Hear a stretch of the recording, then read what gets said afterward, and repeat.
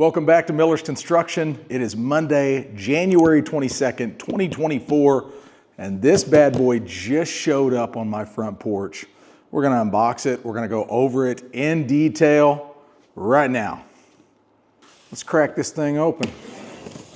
We'll just show you guys exactly what you get in the box.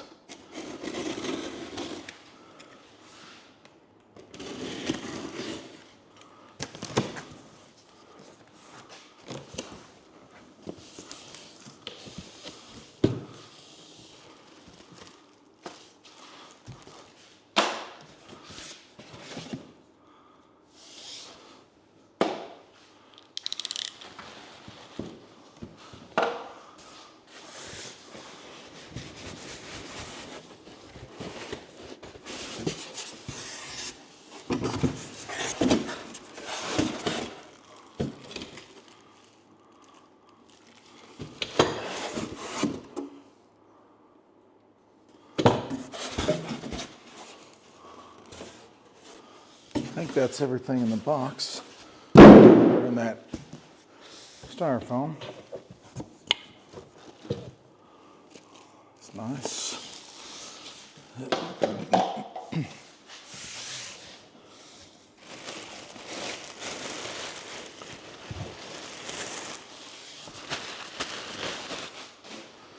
All right, this dude weighs 48 pounds. So let's get this thing out of here.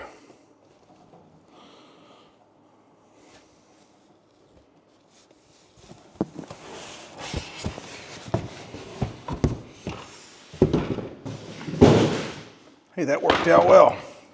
So here it is in all its glory. Now I will tell you guys, obviously I just took this out of the box, so I haven't even really gotten to look it over yet. Let's see. This is all new to me. I'm just trying to figure out, there we go. Pull, not push. I can tell you right now, just by my first impressions, the actual base is a lot smaller form factor than what I'm used to, which is kind of interesting. I'm not saying that's a good or bad thing, but it's interesting, that's for sure. Okay. I gotta figure out how to work all this. You know, it might be good to read those instructions. There we go. You gotta push that button. Okay. Just a little bit different than what I'm used to. I tell you what, let me just pan you guys around this thing. How about that? If you've ever watched any of my Flex tool reviews before, you would know that I go into great detail when looking at the actual tools. I'm not just gonna set it up and run a couple cuts and tell you some details on specs on it. I'd rather take a good look at it, see what I'm working with. Guard's kind of interesting, isn't it? A different type of plastic than what I'm used to seeing. Just, let's see what kind of tooth we got on this thing. No battery in it, by the way. 60 tooth, good. I like a 60 tooth. That's pretty much what I run because we cut a lot of trim with ours. I feel like an 80 and 100 is just kind of overkill for paint grade trim. And we do some framing with it. We do a little bit of everything with our miter saws. So it looks like, I can't really tell, but it's almost looking like a direct drive motor, kind of like the Makitas. I'm not sure on that. I'll have to research it, but I'm not seeing any place for a belt, which is interesting. I'm gonna guess that's a direct drive, because I don't know where you would replace the belt. So that's kind of cool. We'll see how much power that dude's got. Nice big dust chute in the back. That is a must for me. A lot of saws do not come with this dust chute. That's a big must. Big handle on the top. I figured that out real quick. Sliding feature. Also, I love a sliding miter saw, by the way. We'll get into some other miter saw saws that I've owned here in a little bit. This is kind of interesting, isn't it? Look at that. Now that's handy, and it comes all the way off. I dig that. That's a must. I will say this, I like the way the Bosch, you can take them all the way off and then they're hanging by a steel cord behind the saw, so you don't ever lose them. So that would have been a nice feature to have added, but they can't add everything, right? No saw is perfect, never will be. Depth stop. It is certainly unique looking. It is so unique. I don't know that I've seen another miter saw that looks quite like this one. This is very different than what I'm used to. All right, let's start getting into some of these features here. Actually, before we do that, just show you what came in the box. We got a nice dust bag, which I will use. I use the dust bags often.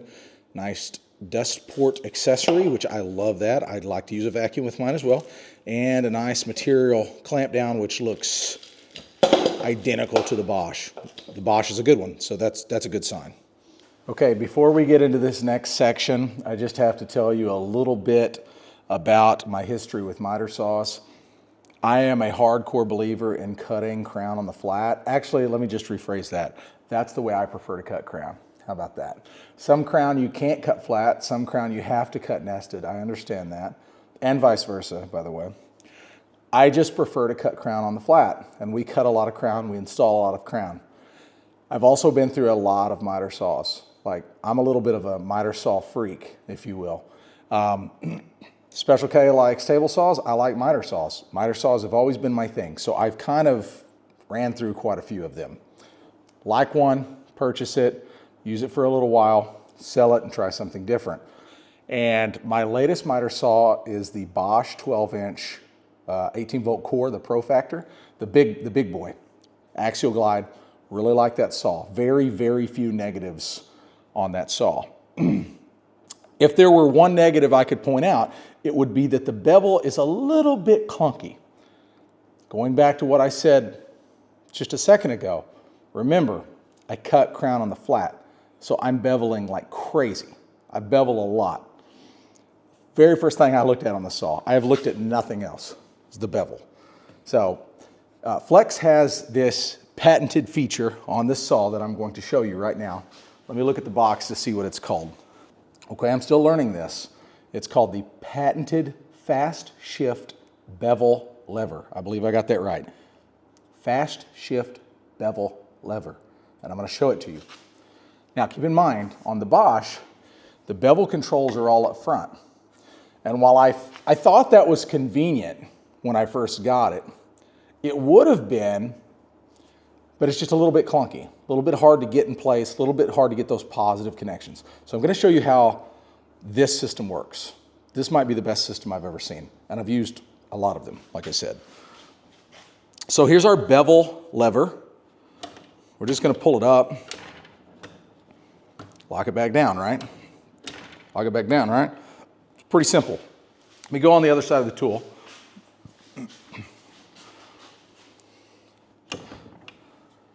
Okay. Pull it all the way up into place. Now I'm just barely going to push it back a little bit. Boom, gets to the next click lock. The next positive stop, I guess I should say. Okay, I'm going to pull it up.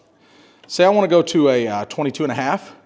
I'm going to start tilting. Now I'm going to just kind of let it float backwards. Boom. Right there. I'm still learning this. Remember, this is only like the third time I've done this. So, all right, I'm going to pull up. I want to go to my favorite bevel, 33.9, because remember, I cut crown on the flat. 33.9. Now I'm going to just barely ease it back, let it click in. Boom. Lock it down. It's really simple. Let's go to 45. We're going to unlock it, push it forward. Boom. Lock it down. I mean, it just doesn't get any easier than that. And vice versa. We can pull up on it. We can go the other direction. I'm going to go to 33.9. I'm going to go to 33.9. And right about there, I'm going to push forward a little bit. There we go. Heard the lock. Locking it down. Does that make sense? Have I showed that good enough? I hope I have. You just have to make sure you're pulling forward on that. I'm gonna go back to 0. Boom, right there. I'm locked in. It's just really quick and easy. Let me move the camera a little bit closer so that you can see it while I'm doing it. How about that? All right, here we go. We're locked in at 0. I'm gonna pull the lever up. Make sure it's pulled up. I'm gonna go to 22.5 this time. I'm just gonna let it go. Boom. There we are. I'm gonna go to 33.9. Boom. That's really, really fast. Really, really easy to me. Let's go back to 0. Boom. You gotta hear that click to get it back to 0. See, if I pull it forward and I just say, oh, right there's good, I'm at like 2 degrees. You have to let it click. Boom, click. It clicks to the left. Positive stops to the right. There you go. All right, let's get into a few more features here. This one might be an obvious one, but let's talk about it anyways. Slide stop. Just a little T-nut back here. No big deal. Tighten it up. Our chop stop. That's what I call it, chop stop, whatever. Blade lock, whatever. Keep in mind this thing's probably gonna slide because I don't have it bolted down. I just have it resting there. Does that make sense? But the miter controls are pretty intuitive. I like it. You just simply push the button down. Okay? So one-handed, it's actually very, very smooth. Positive stops. Let's just go through the positive stops. How about that? So we got one obviously at 0. Got one at 15. Got one at 22.5. Next one's my favorite, if I can get there. I'm trying to hold the camera with one hand. 31.6, that's my favorite one. They do not have one at 35.3, but they do have an indicator for it, which is kind of nice. Nice detemp plate too, by the way. And there's one at 45. Now, I'm gonna have to set this camera down. I just like to get you guys up here close. I hope you guys understand that. Sorry for the shaky video. So there's not a detent lock. There is one at 60, but there's not one in between 45 and 60, which makes sense, right? But that would be your storage position, or what I would call a storage position. I always lock mine at 60. Bring down my saw, make sure that the slide control is locked, and you're good to go. This is pretty nice right here. Let me take you around. Well, let me just show you a little bit more of these miters real quick. Yeah, this detent plate is very nice, very visible. Let me get you down in there. Yeah, this detent plate is very nice, quite visible. Nice positive clicks. There is no slop there, okay? I'm pushing really hard on it. There's no slop. And then of course you can lock it down, which is really nice and easy. I hope the camera can pick that up. Let me just get it positioned where the camera can pick that up. All right, so I'm gonna go to my favorite miter position, 31.6, and I'm gonna lock it down. That is really easy. I don't know, I don't think it gets much easier than that personally. So if I'm gonna transport this bad boy, I'm going all the way to 60, I'm gonna lock it down. Of course, this is nice, this little bumper right here to help level the saw if you're on a working surface like this. Keep it from, tipping when you're at the 0 position. Let's look at some more things. Okay, we've got a little button up here and it says Spindle Stop. I'm gonna assume I know what this is. Look at there. No battery in it, by the way. Does it get any easier than that, man? I'm telling you, Flex is ahead of the game. That's easy. Nice big shoot. Let's get you in there close on this action. Here's that spindle stop. Unlocked now. Free floating. We're going to hit the spindle stop.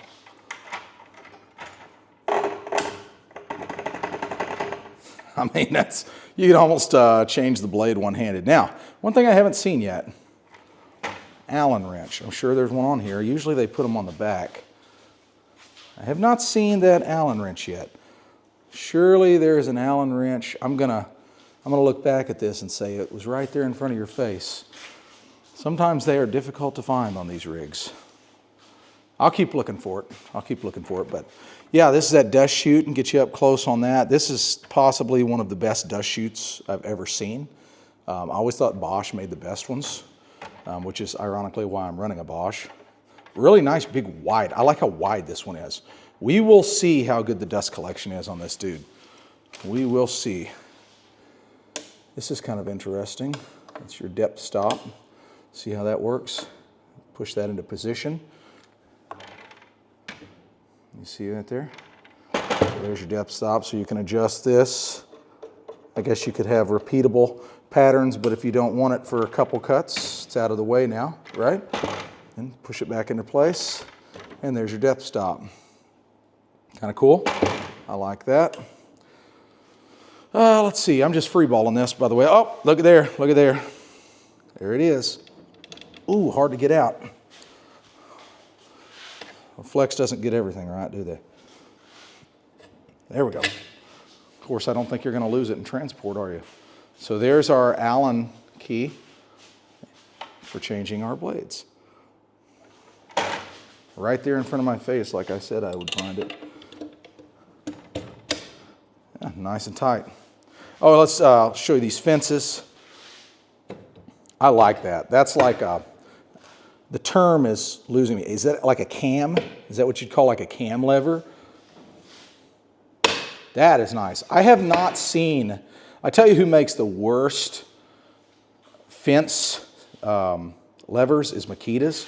Makita's are really bad. I'm not too fond of Bosch's. DeWalt's are pretty good. Makita's are really bad though. They break off a lot. That's handy. I like that a lot. Nice big neon green. Points of emphasis. Well, I think it's time to do some cutting. I really do. How about some measurements first though? I got a tape measure. I know you guys like your measurements. All right, there you go. 26 and 15/16 across, and that's roughly the widest point of the saw. Let's see, I know somebody's gonna ask for this, so I'm gonna try to give it to them. How far does this thing stick back? Past the back of the saw, about 8.5 inches. Does that make sense? Let's get a full depth of the saw. So I'm hooked on the back of the rails, and I'm just gonna have to eyeball this, obviously. I'm eyeballing that at 41.5 inches, okay? 41.5 inches of overall depth. I hope that helps somebody. What about overall height? I don't see why this would be necessary for anyone, but we like to cover all our bases here. I'm just gonna set the tape on the table. Overall height, all the way up, about 30 inches. 29 3/4, something like that. Oh, by the way, the handle is a nice gripped, rubberized. It's not an inline handle. I don't think I really like the inline handles. I had a Makita, two different Makitas that had the inline. Didn't really care for it too much. I like this style. It does have the trigger lock, which I hate. I hate trigger locks. Like, come on, man. If I'm gonna pull the trigger, let me pull the trigger. Don't make me do something crazy, which that one's not too bad, thankfully. Bosch's was really good as well. Bosch's, you just slide it one way or the other.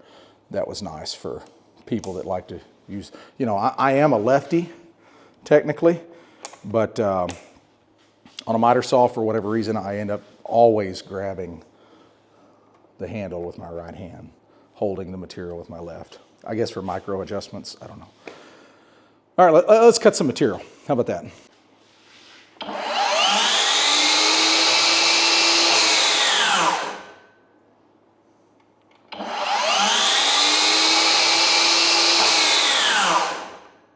Pretty good blade break. Yeah, not bad at all.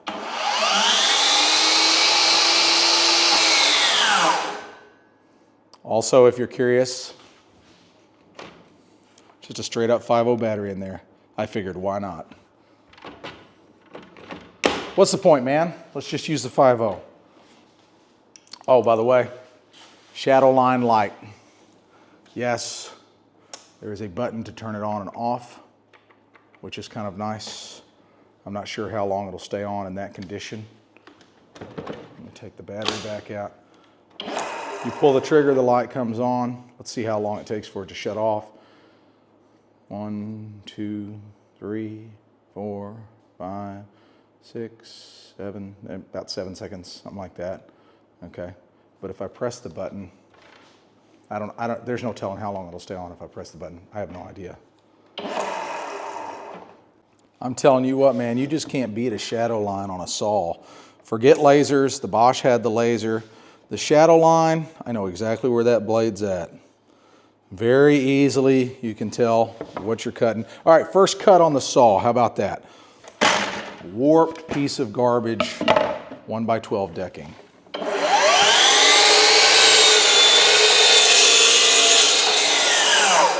And by the way, I don't have the dust bag on. Let's put that dust bag on. If you were wondering, the dust bag is pretty much identical to Bosch's, which is a really good one.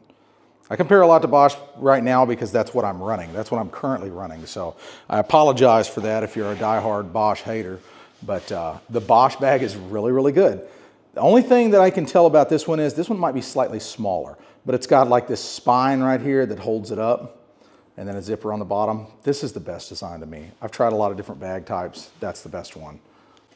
How about some 2.5-inch maple? Now this stuff is pretty doggone hard. Oh, you know what? Feature that I haven't even shown yet. These tables, these wings, I believe, expand. Look at there. We got expansion wings. Another cam lock system. Let's make sure the camera can pick this up. Yeah, you see my finger here pulling out on that? That's fairly common. A lot of saws have that, but that's nice. Nice feature, right? All right, let's cut some 2-inch maple. 2.5-inch, excuse me.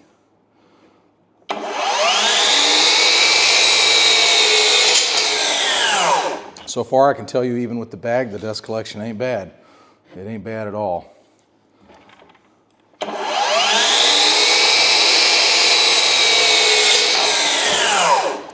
Pretty good blade, too. Now, keep in mind, there's going to be a lot of things in this video that I'm not showing that you're probably wondering, and it's because I haven't thought of it. So I apologize. If you have any questions about this particular saw, I own it, so send a comment. Put a comment down below. We'll talk about it.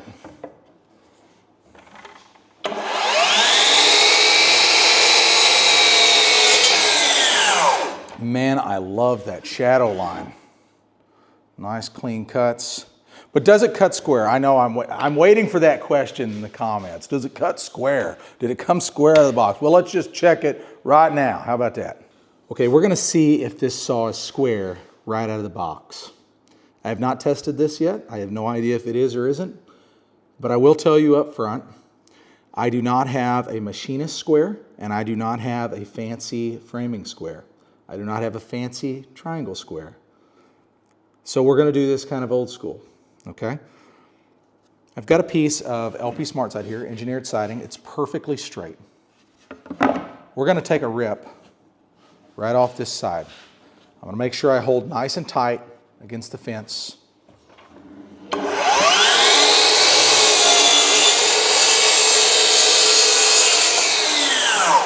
Okay, I have not moved. Is that fair?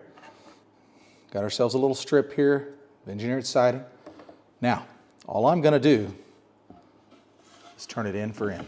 Now I'm gonna hold this end, and I'm gonna see how this edge that I just cut lines up with the blade. Does that make sense? Hopefully that will tell the true story. Let me move the camera over. I'm not gonna cut this clip. Let me try to focus you in here. Let's try to get you in nice and close. All right, let's just see how close it is to square.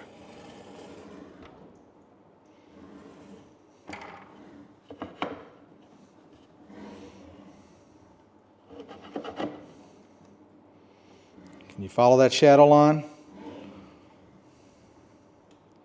According to this siding, that saw is on the money.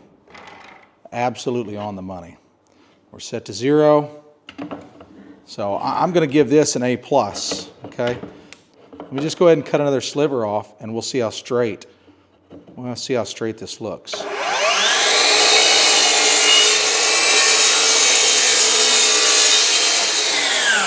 And once again, I know this isn't the most accurate test, but that looks pretty straight to me. Straight enough for what I'm going to use it for. Let's go ahead and flip it back over. Let's check it again against the blade.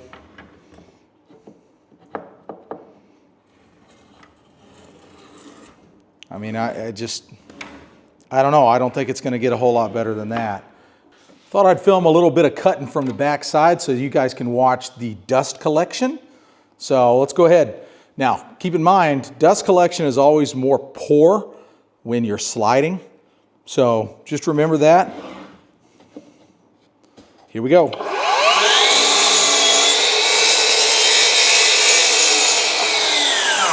How about some of that maple? Let's grab some maple, and we're not going to slide on this one. We're just going to chop. Let's see what kind of dust control we get here.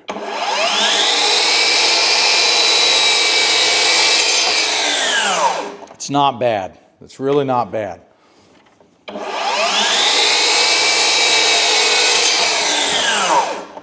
All right, let's hook it up to a vacuum. How about that? Got my trusty rigid vacuum. I used to use this thing for years. It's a 6-horse, 14-gallon. Nothing's fancy. It's not an extractor, but it's all I've got on me at this time. So we're going to try it. I do have the Flex extractor, by the way. It's really nice. Now remember, Flex does send you this adapter, which is super nice. So this goes over that port, and then you can get your hose way away from the saw and angle it. And it looks like it'll fit a 2-inch connection there, which is awesome. Every miter saw should come with something like this. Flex thought of it all, man. But this particular vacuum, I've got a nice little adapter here, so why not use it? Here we go.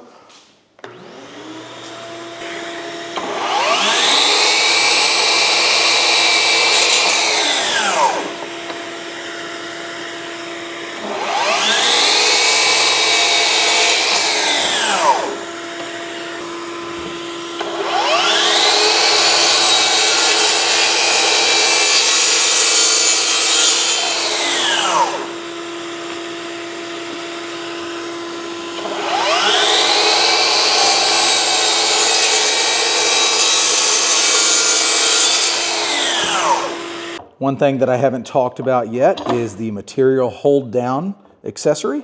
So this one, once again, is just like the Bosch, if you're familiar with that system. It's got this knurling on the bottom of it, and basically the tension of this clamp creates tension on the sidewalls of this hole here.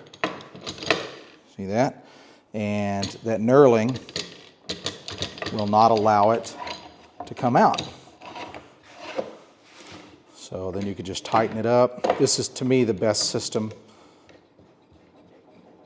And I know I don't have it against the fence right here, but that's the best system in my opinion. It's really fast, really easy, and it works. There's also one on this side. Kind of convenient. And I have flipped through the instruction manual and I can't find anything about a belt in here. So if it has a belt, I'm either overlooking it or they're not mentioning it. One of the two. I personally do not believe it has a belt. I think it's direct drive, but I'm not an engineer. I'm just a carpenter, very simple. Another thing I forgot to mention, of course, the fence height. You're looking right at 5 inches. Tape wasn't locking correctly. You're looking at right at 5 inches, okay, for the fence height. So there you have it, the 12-inch Flex sliding miter saw, cordless or corded. I hope this answers some questions. I know this isn't as thorough as some might prefer it. It's as thorough as I could do it in the allotted time I have.